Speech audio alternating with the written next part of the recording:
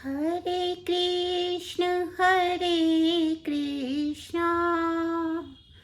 कृष्ण कृष्ण हरे हरे, हरे राम राम राम हरे हरे। हरे कृष्णा सभी भक्तों को मेरा दंडवत प्रणाम। आज हम अध्याय 30 के 40वें श्लोक पर थोड़ा सा विचार विनिमय करेंगे। इससे पहले कि मैं प्रारंभ करूं, मैं क्षमा प्रार्थी हूं कि कल इससे पोस्ट किया जाना चाहिए था, परंतु कल मैं भगवान कृष्ण के दर्शनार्थ मथुरा वृंदावन में यात्रा पर थी। इस कारण से कल इसको पोस्ट नहीं किया जा सका। तो यह आज आप सभी भक्तजनों के चरणों में प्रेषित करने जा रही हूँ और मुझे पूरा विश्वास है कि आप इसे स्वीकार करेंगे और हम सब मिलकर भगवान कृष्ण के शरणागति होने का प्रयास यथावत करते चलेंगे। तो श्लोक इस प्रकार है। इंद्रियाणि मनोबुद्धिरस्याधिष्ठानम् उच्यते, एतैर्विमोह्यत्येषा ज्ञानम् आवृत्ति देहिनम्।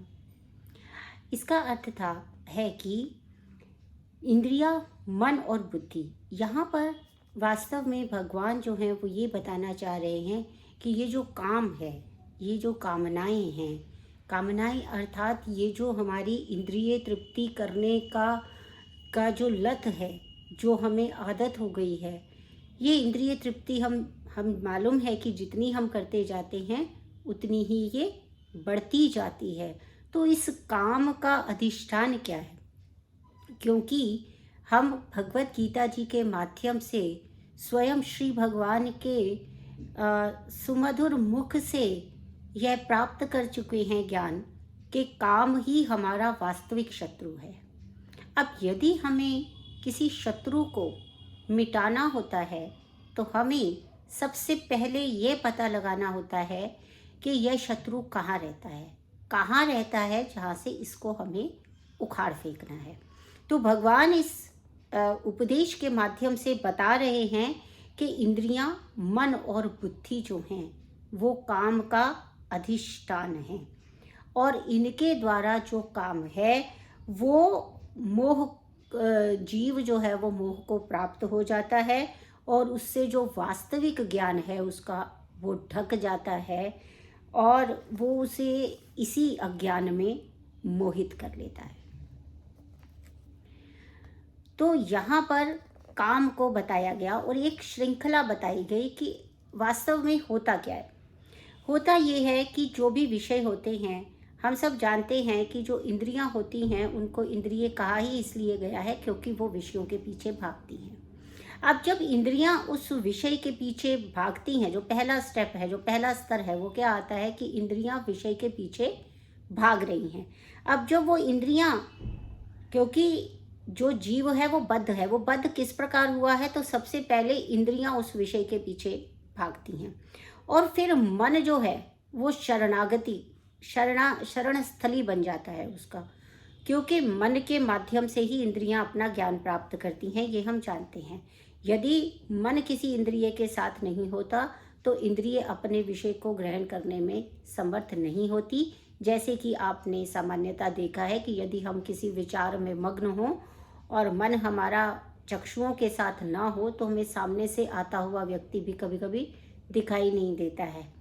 और ज़्यादातर जब हम पढ़ाई कर रहे होते हैं और कक्षा में हमारा मन नहीं लग रहा होता, हमारा मन किसी मार्केट पे होता है, तो हमको ये नहीं पता चलता कि जो टीचर है, जो अध्यापक है, वो क्या बोल रहा है, क्या बोल गया। श्रवण शक्ति है, श्रवण उचित है, परंतु कुछ सुनाई नहीं दिया, कुछ समझ नहीं आया क्योंकि मन वहाँ नहीं था।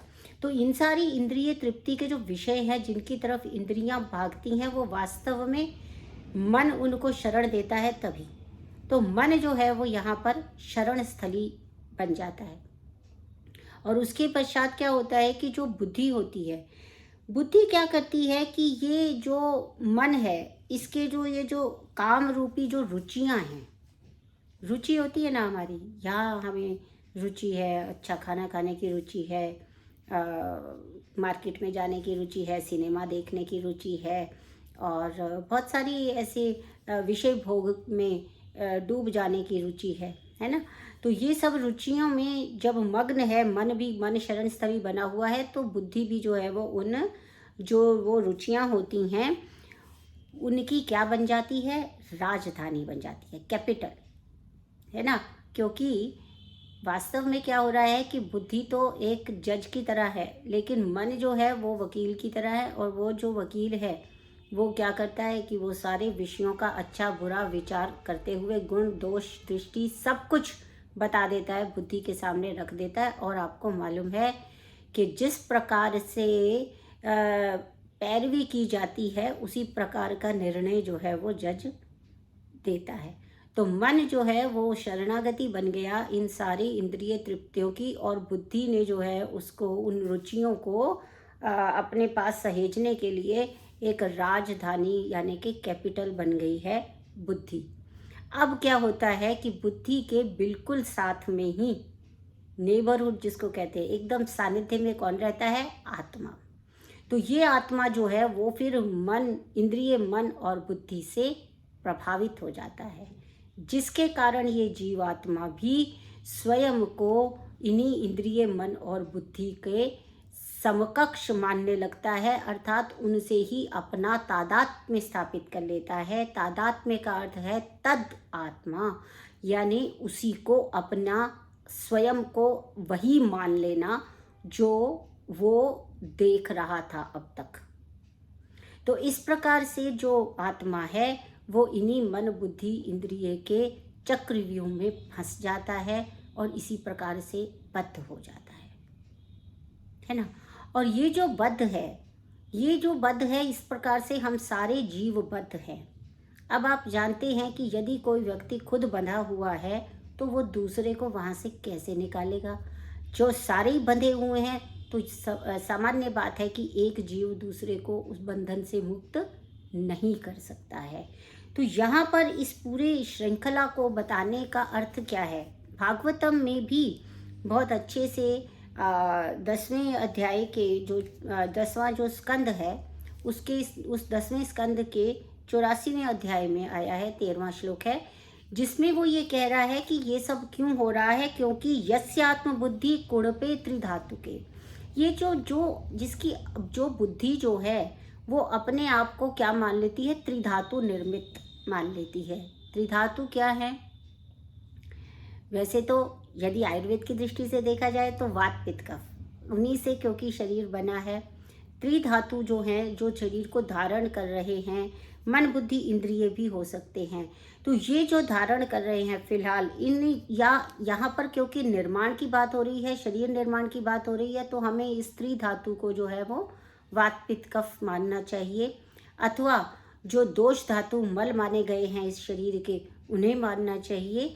तो ये जो त्रिधातु निर्मित जो शरीर है, जब आत्मा स्वयं को यही त्रिधातु निर्मित शरीर मान लेता है, आत्मबुद्धि, और जिसकी बुद्धि ऐसी है कि यत तीर्थ बुद्धि सलिले ना करहि चित्त जनेषु अभिगेषु च स एव गोखरः, अर्थात वो क्या है कि वो इसी ये जो तीन धातुओं से शरीर जो बना हुआ है, दोष धातु मल से जो शरीर बना हुआ है, आत्मा समझता है कि मैं यही हूँ। वास्तव में क्या है कि वो आत्मा है, वो शरीर नहीं है, और इसलिए शरीर से संबंधित जितने भी मल हैं वो चाहे त्रिगुण के रूप में हो, जो माया के 3 गुण हैं, जो भौतिक प्रकृति के 3 गुण हैं, उनसे संबंधित हो, उसका आत्मा से कोई लेना देना नहीं है, आत्मा उससे पृथक खड़ा है।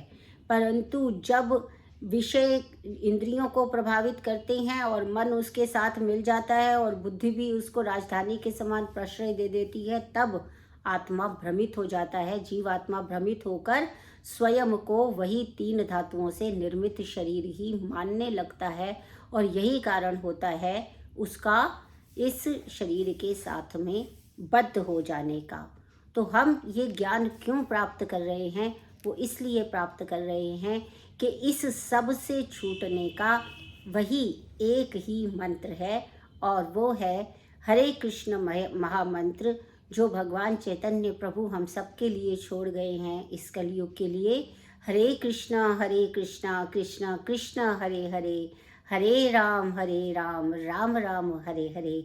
इसी मंत्र की सहायता से इस पाश को, ये जो भौतिक गुणों का पाश हमारे आसपास या हमारे जो जीव हैं, सभी हम जीव जो हैं उनको बद्ध करके रखे हुए हैं, उनकी गांठ को तोड़ने में यही महामंत्र हमारी सदैव सहायता करता रहता है। तो शत्रु को उखाड़ फेंकने के लिए उसका अधिष्ठान क्या है और वो किस प्रक्रिया के द्वारा बंधता है, उस प्रक्रिया का उपदेश देने के लिए यह उपदेश श्री भगवान ने हमारे लिए दिया। मैं आशा करती हूँ कि हम सब इस काम रूपी, जो हमारा सबसे बड़ा शत्रु है, इसको उखाड़ फेंकने का प्रयास निरंतर करते रहेंगे। हरे कृष्ण।